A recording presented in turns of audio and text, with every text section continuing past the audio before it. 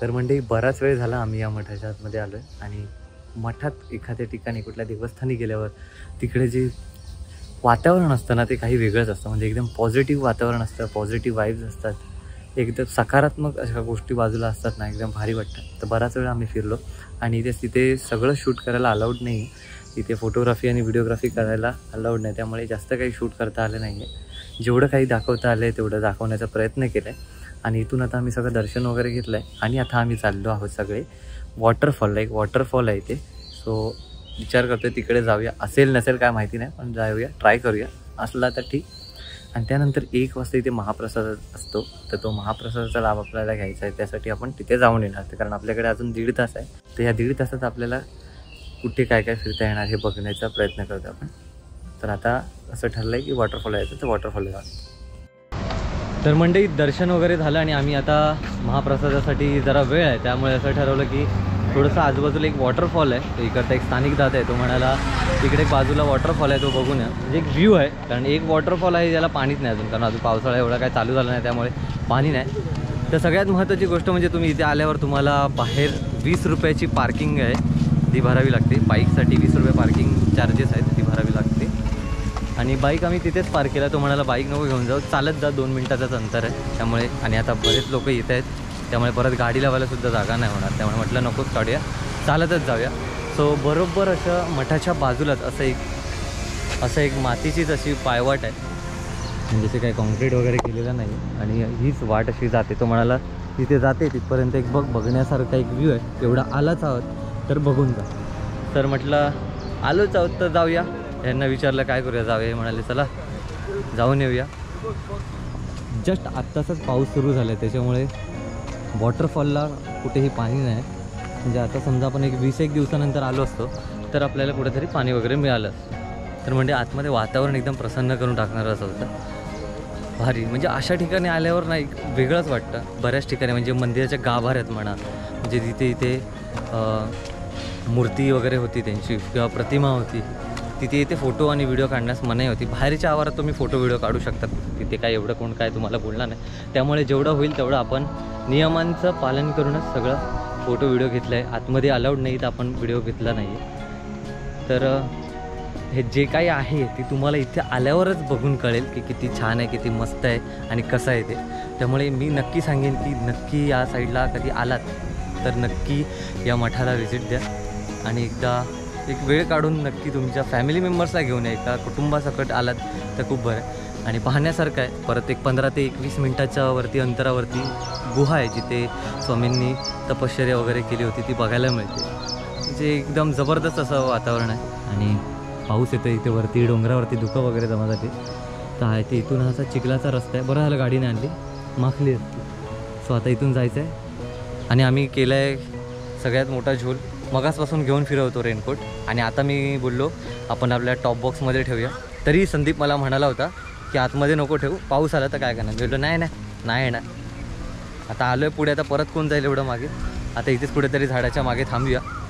चला, झालं आहे गोंधळ, सावळा गोंधळ झाला आहे आपला.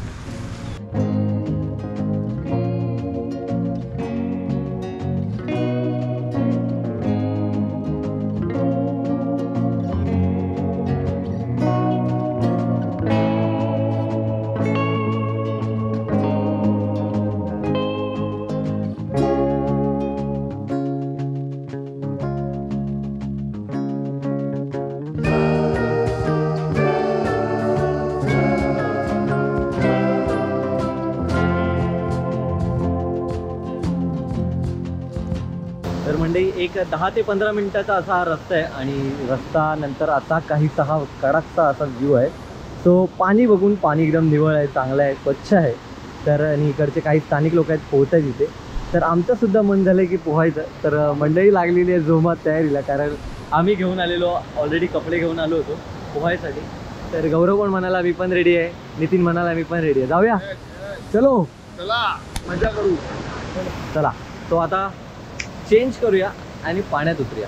आता पाण्यात उतरूया म्हणजे आता आम्हाला पाण्यात पोहता येतं म्हणून पाण्यात जातो. आणि व्हिडिओ करण्यासाठी, रील्स करण्यासाठी असं कधी जीवाशी धोका करू नका, कारण आपण ज्या ठिकाणी जातो तिकडची आपल्याला माहिती नसते पाण्याची. आणि कधी पण पाण्याची रागेशी अशी कधी मस्ती करू नये. आता आम्हाला पोहता येत जरी असलं तरी आम्ही तिथे एकदम पुढे जाण्याचा प्रयत्न करणार नाही आहोत. आम्ही फक्त गप्प इथे पाणी वरती संत पाणी आहे, कमरेपर्यंत पाणी आहे, तिथे गपचूप कडेला आंघोळ करणार आणि निघून जाणार. ही मजा पुरतीच असली पाहिजे, ती जीवाशी आली नाही पाहिजे. नाहीतर हल्ली आजकाल सगळं न्यूजमध्ये तुम्ही बघत असाल की आता या वॉटरफॉलला असं झालं तसं झालं, घरातले पण न्यूज बघत असतात, त्यामुळे आपल्यालाही कुठे पाठवत नाही. तर घरातल्यांनी काळजी करण्यापेक्षा आपण स्वतःचीच काळजी घेतली पाहिजे. तर घरच्यांना एवढं काही टेन्शन नाही पडणार, कारण आपल्याला स्वतःला माहिती असलं पाहिजे की आपण कुठपर्यंत मजा केली पाहिजे. तर ही मजा मजेपर्यंत असलेली बरी. तर आता जास्त विलंब न करता, क्षणाचा ही विलंब न करता आम्ही आता कपडे बदलतो आणि जातो स्नान करावयात. चला राजा रेडी. राजा तयार होता आपतो रंगाचा अजून वस्त्र जमा करता. चला तुम्ही काय बघणार आहे फक्त? अच्छा पडद्यामागचे कलाकार आहे ते. मी कपडे घालतले तेव्हाच जातलास काय? मी कपडे काढून जातले तेव्हाच जातला. हो पहिलं राजा जातलो, त्याच्यानंतर आम्ही सगळे. राजाच्या हात अंगात हा काय राजा होय होत असो. बरं ठीक आहे. चला पटपट चेंज करून भेटूया.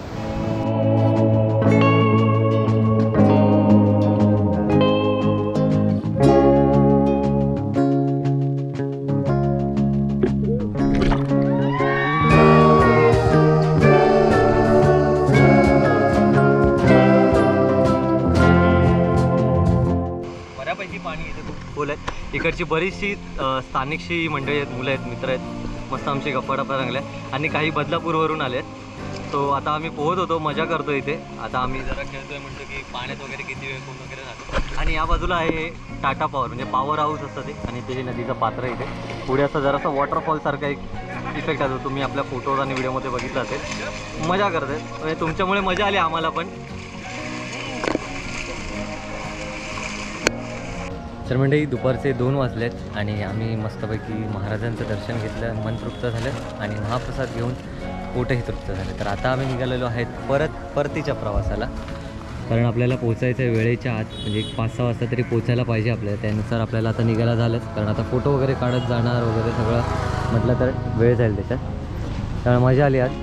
एक म्हणजे समजा तुम्ही महाराजांचं दर्शन घेण्यासाठी खोपोलीमध्ये आला ते गणगिरी महाराज, तर बाजूलाच इथे शेजारी हे पत्र्याचं हे दिसतं. आता ते नंतर असेल नसेल माहीत नाही, असे बाजूलाच एक पायवाट आहे, तिथून तो जे आपण गेलेलो टाटा पॉवर हाऊसला जी नदी होती ती बघितली. त्यामुळे आल्या तुमचे 2 ठिकाणं होऊन जातात. तर मजा आणली एकंदरीत आज. कसं वाटलं मग? मजा आली. एक नंबर. Bye bye. हां, आणि बऱ्याच दिवसांनी बाईक राईडसुद्धा झाली, त्यामुळे जरा अजून मजा आली आणि मित्रांसोबत पण मजा आली आपल्याला. तर रजा घेऊया इथेच, भेटूया अशाच एका नवीन व्हिडिओमध्ये. तोपर्यंत बाय बाय.